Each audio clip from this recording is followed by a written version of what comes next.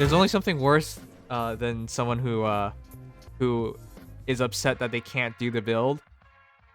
The only thing worse is you're not upset and you still do the build. So whereas Vic is upset that he can't do this build effectively, Riken is not upset and he does the build. Okay, see the problem with this is Thunderbrand that offers you nothing defensively. At start of combat, if foe's HP is over 50%, grants attack speed +5 during combat, neutralizes effects that prevents units follow-up attacks during combat, and also if unit initiates combat, unit can make a follow-up attack before foe can counterattack. So in other words, you just get attack speed +5, and if they have Wary Fighter, I mean, they wouldn't really have Wary Fighter if they're attacking you, you can break through it. So, whoop-you-do. Drawback, Ruptured Sky, attack speed +4, Spurn 3, Times Pulse 3, and Celica Death Blow has 3. more offensive cap, can quad, and has sustain. Yes. What an inch does Catherine have? Nothing. She can't Gale Force neither. Well, Brave Celica is a really unique situation because she's a hero with a weapon refine. And then if you're going to look at it that way, technically Catherine will get a weapon refine in like 4 years from now or something. And then we can revisit how good or bad the heroes are. But as it is, yeah, Catherine doesn't offer as much as Brave Celica in terms of sheer offensive prowess. But she does offer more scoring, and overall she has more BST, and she is... in most situations, she should do the same thing and just smash her opponent in just 2 shots. So, I don't know. It's not such a big deal. It's just whenever you try like a Spurn build or something on her, 34 defense, 27 res, and a shit ton of speed. Yes, she can pull it off, but should she pull it off? Not really, because she doesn't really want to get hit. I mean, she can get hit, but she doesn't really want to get hit because it's on her phase where she's most effective. Like, that's where her weapon's supposed to be used at. You can use the weapon on both phases, but like its faux abilities on offensive phases, player phases. Anyways, yeah, I mean, it works. The build works, but you even recognize that by using Death Blow here. I would say if you're going to try and make this work, run attack defense solo with attack speed push.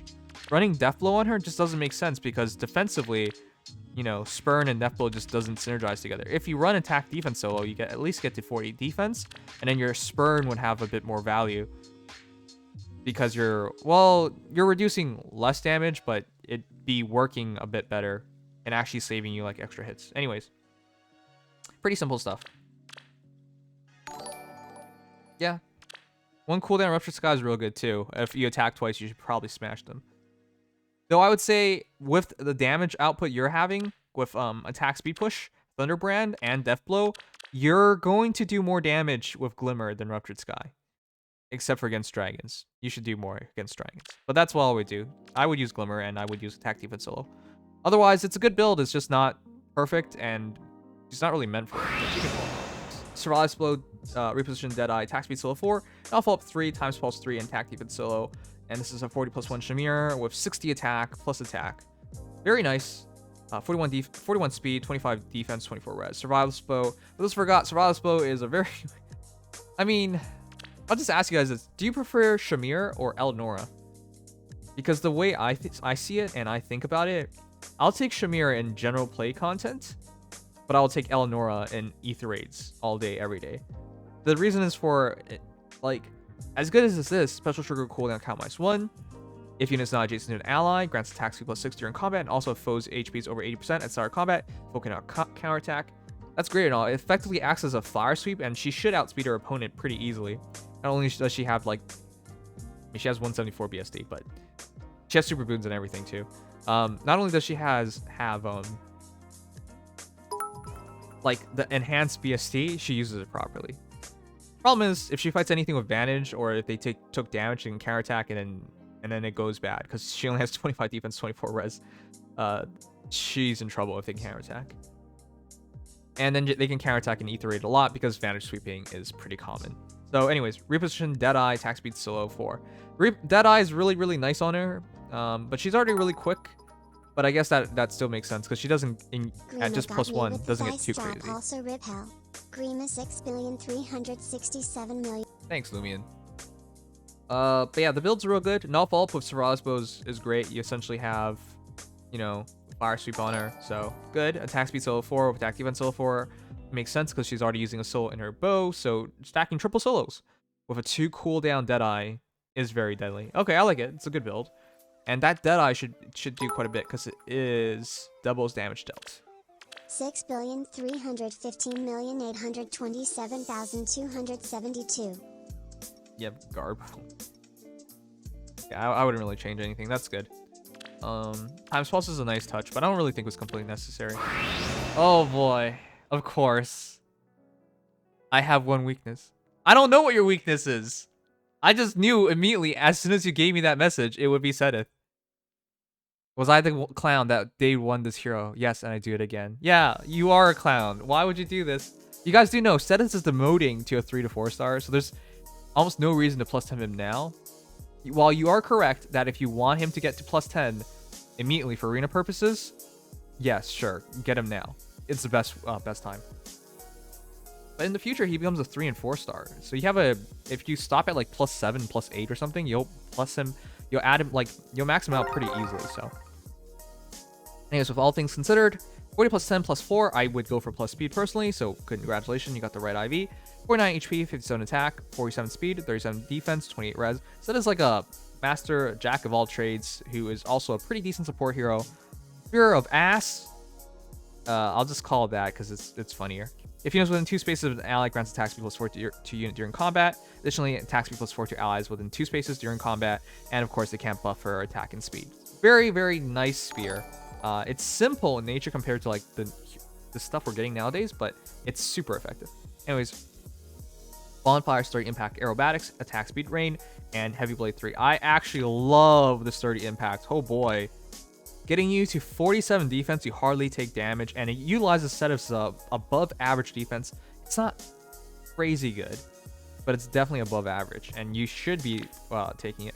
And with the Attack Speed Rain, that's actually effectively working out as 51 defense. Yeah, hardly any damage taken, which frees up your B slot, and you used it for Aerobatics, which does make sense. You can use Aerobatics to move even further ahead, stay close to your allies, which you want to, right? If you know within 2 spaces of an ally, and within 2 spaces for buffing himself and buffing them. Heavy Blade, I'm not so sure about that. It does work with Spear of Ass, because it adds 10 attack, 67 attack, and you okay, I guess, yeah, it absolutely works. And you got Bonfire. Actually, I really like this build. This is a really good cross between a support Seteth and an offensive Seteth. Hitting effectively 51 defense and 67 attack. Yeah, that's actually really nice. I like that a lot. And even his res is respectable at 32. Aerobatics just ties it all together by allowing him to keep up via teleportations. And that Bonfire with 51 defense factors into 25 damage. Yeah, this is a solid Seteth. Which, by the way, this is also the reason why I say Blue Flame is stupid. Because a lot of people would be like, there's why don't you run Blue Flame? He has to stick by people and he has Aerobatics. Yeah, well, Blue Flame is also 3 cooldown. And if you're near an ally, you do 25 damage. Guess what Bonfire does with 51 defense, 25 damage. So yeah, you just keep Bonfire. Anyways, good job. Really good setup. Oh, wowzers. Wait, all this for a neutral Shamir? Also was wondering if I go plus attack or plus speed. Go for plus speed. Absolutely go for plus speed. Here's the thing. As fast as Shamir is, right? Survival's Bow adds another 6 attack, 6 speed. Lull speed defense adds another 3 essentially. Rouse attack speed could possibly add another 6 and 6, but this you should not rely on. Sometimes they're panic blowing stuff. You want to stay away from it. And then Swift Sparrow. So that is what? 9, 13, 53 speed. That's not enough. You should go for plus speed. Ideally, nowadays, you hit over 55 speed. Because again, the Spurn heroes, the damage reduction heroes, they are around that percentage. Which, by the way, someone calculated out for Nemesis, and they told me Nemesis could, if you go for plus speed Nemesis, you could eventually reach 53 speed. And then run Spurn on him. And my answer to that is no, you shouldn't do that. Because, let's be frank here, like a base Shamir, by going plus speed, would outspeed Nemesis, would outspeed a lot of heroes. There's no point in dragging a slow hero to like 50-something speed and using Spurn, because the reality is, it probably doesn't work. But yeah, Shamir, in this case, especially because you're using Flashing Blade 4, absolutely go for plus speed. The extra 2 cooldown of Deadeye is incredibly deadly. So, at 2 cooldown with Survival's Bow, if foe's HP is over 80% at start combat, foe cannot counterattack. You attack, so it's -2 cooldown, and then you attack with Deadeye. That is absolutely devastating. I love your build. Just be sure to go for plus speed. Anyways, great job. And your damage is really high too. That's 4, 3, 7, 13. So it's 67 plus 5. So yeah, that's really good. And if you have a buff, that's actually such a good Seteth. Almost. This Seteth is actually amazing. The problem with this Seteth, guys, you want to know what the problem with this Seteth is? Dive Bomb.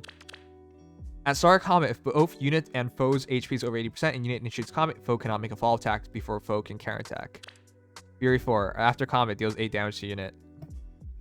Do you see the problem here?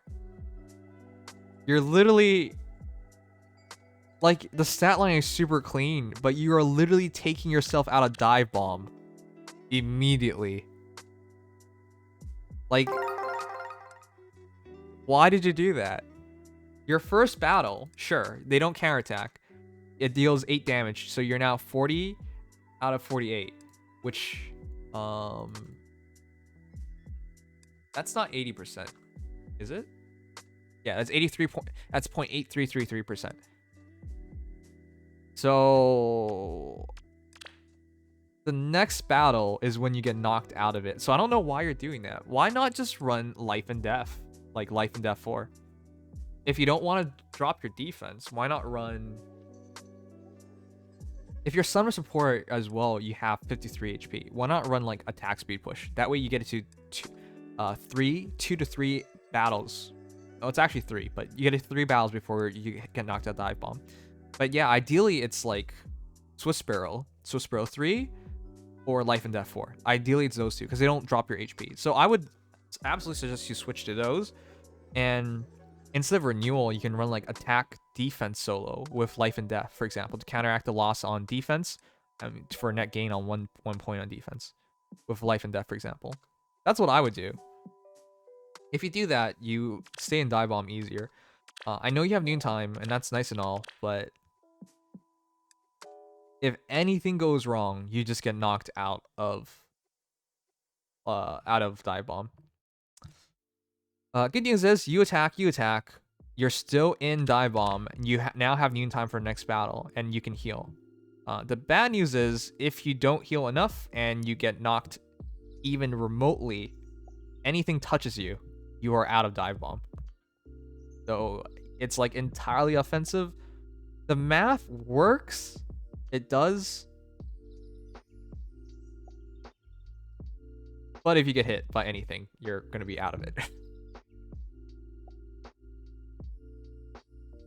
You took the wrong aspects of what makes both phases strong. Like, it technically works, but if he takes one defensive battle, he's never going to be in Dive Bomb again. So there's really no point in using Fury 4. That's what I would say. Because after the battle, he would have taken damage, and then he would take 8 chip damage on top of that. And then you would have to wait for Renewal to get you back up, because Noontime would struggle to make it happen as long as you're taking Fury damage. Anyways, interesting build.